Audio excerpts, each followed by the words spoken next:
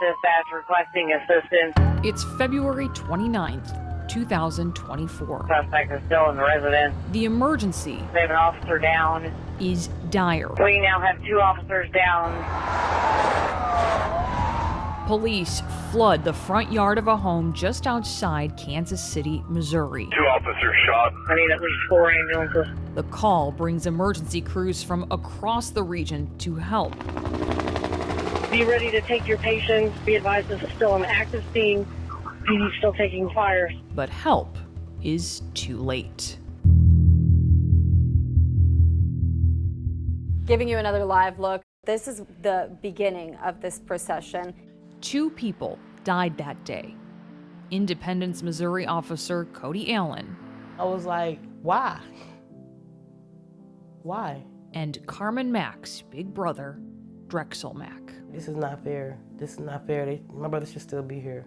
He should have not got killed doing his job. Drexel wasn't law enforcement.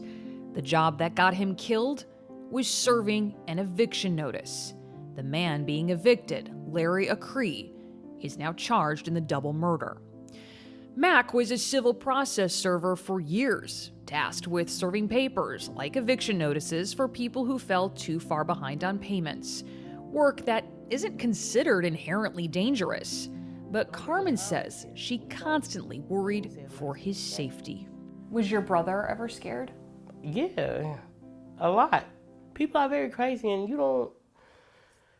people you come to take their stuff from them is how they feel. So they try to protect their belongings. At that moment of eviction, everyone is tense. It can escalate very quickly. And eviction expert Carl Gershenson says examples of violent evictions are popping up across the country. Here's a notice to evict, okay? What? It's your notice put the knife down right now. We found, quite a large number of these stories being reported each year, whether that be, a tenant committing violence against a landlord violence on the tenant. Gershenson is the director of Princeton University's Eviction Lab, a group that formed because he says no one was tracking the rate of evictions in the U.S. The number it determined is about 3.6 million a year. What about violence with evictions? Is that being tracked? No one is tracking the co-occurrence of violence in evictions. Eviction Lab is trying to do that, but without a nationwide reporting system, it relies on news reports. Deputies were serving a civil eviction and says the numbers may actually be higher. In 2022, it documented at least 38 deaths. By 2023, the number was 44. And that's not including other types of violence that people survived. We had 2 women shot, one of them shot in the head. Philadelphia City Council member Jamie Gauthier says over the course of 4 months, the city saw 3 eviction-related shootings. Everyone survived, but Gauthier says Philadelphia needed to take an unprecedented step. To me, just completely unacceptable, and so much so that we needed to pause until we got things more in order. Gauthier wants to see even more change down the road and reduce evictions altogether. But nationwide, that's becoming a tall task. We're seeing evictions reaching the exact same levels that they were before the pandemic in most cities, but in some places, evictions are higher than they've ever been. That includes cities like Miami, Las Vegas, Houston, and Phoenix. But Gershenson says rural areas and small communities are also feeling the squeeze. The rate of eviction just continues to rise as housing affordability becomes more of a crisis. Jim McDonald with the United Way of Greater Kansas City says it's important to note a majority of evictions are not deadly or violent.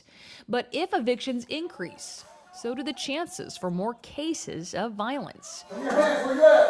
McDonald says the solution to that is having more resources to keep people in their homes.